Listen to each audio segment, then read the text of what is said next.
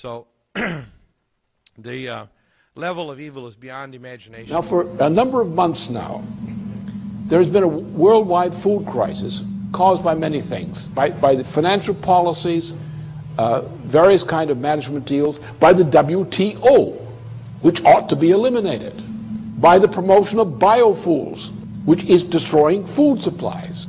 This biofuel program is a gigantic swindle for which there is no possible justification. None. The justification comes out of the World Wildlife Fund of Prince Philip.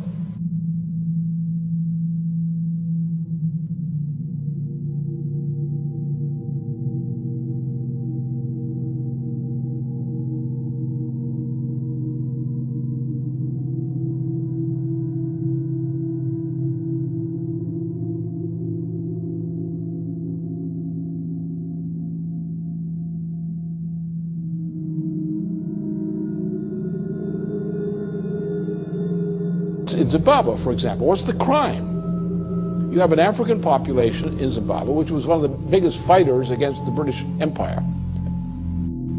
They're not allowed to develop their own territory because London, by various mechanisms, prevents them from doing so. And London uses the farms it allows to prosper in former Rhodesia to feed the populations of Britain. So you have non-African farmers running farms, producing food in Zimbabwe for the edification and fattening of Brits. But the rest of the population is inhibited in any attempt to develop. What they've done is they've taken industries, manufacturing industries in particular, agriculture in particular, and countries which were good agricultural producers or good manufacturing producers have been stripped of those industries. The industries have been taken to populations where the lower 80% of the population is illiterate. So you have colonies of manufacturing in countries in Asia, Africa, and so forth, South America, where the people, the 80% of the population, does not participate in the economy. You have areas which used to be food-producing areas which no longer produce food. Because what you're having is a world dictatorship under the name of globalization, better called the new Tower of Babel, in which the cultures are being destroyed as the United States is being destroyed, as Germany is being destroyed, as Italy is being destroyed, as France is being destroyed, and the attempt to make war on China, India, and Russia. And that's the intent of the British Empire. Nothing less than destruction and breakup of China, the breakup of Russia, the breakup of India. That is the policy of the British Empire now. This is what the game is. And if this game is not stopped, I can tell you there'll be no planet. But then come back to the food question. If you want to get the American people and other people of other nations up on their hind legs, acting like free people rather than battered slaves, tell them their food for tomorrow morning is not there. That activates popular resistance more than anything else. We are now in such a situation. For many parts of the world, the lack of food is an immediate reality. There is a growing explosion throughout much of the world over this food shortage issue. The rate of food shortage is increasing because the stocking from various food stores, annual stores, has been already delivered, and there's not enough. So as the fact of the empty warehouses and equivalent forms of supplies, as these things go down without food, the food crisis is going to accelerate. And you're going to have not only other parts of the world, but also American citizens who are now faced with the threat of death by food shortages. So therefore, the issue here is not the election result. The issue is not the president. Obama is not competent to be a president. There's none of the makings of competence. They don't want Obama. They just want to use him to destroy Hillary Clinton. That's all. Once they destroy Hillary Clinton, they'll get rid of Obama. That's their intention. And And their intention is to bring in a fascist regime in the United States, a presidency which will be, in effect, a fascist regime, which will cooperate with the British and bring the United States into alliance with the United Kingdom or the Anglo-Dutch liberals. Not all Brits are for this, by the way. And with a Europe, a Western and Central Europe, taken over by this same imperial power. An imperial power whose intention is to go to war against Russia, China, India, and other countries using nuclear power. That's the intention. We're now in a point where a revolutionary movement, or the makings of it, is building up around the food issue. And therefore, those who triumphed yesterday are not going to continue to triumph for long. The result is either we win and restore the kind of government we require in various nations and among nations, or this world is going to go into hell, because the crisis won't quit. The people will die of hunger. They will die in increasing numbers. They will kill for food. The structure of society will be destroyed in the fight over food, which is not there.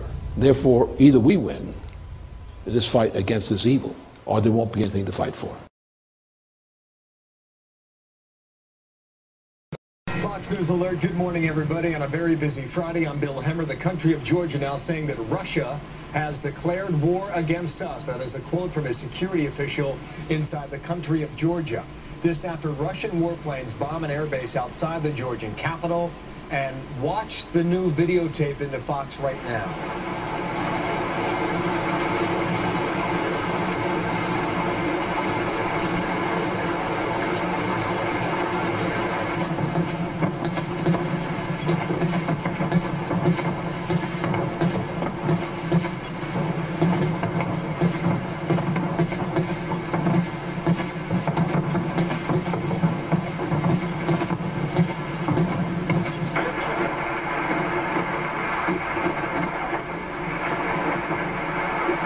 Now, we believe, based on reports from the area, that this is a military base outside the Georgian capital that came under fire by Russian troops.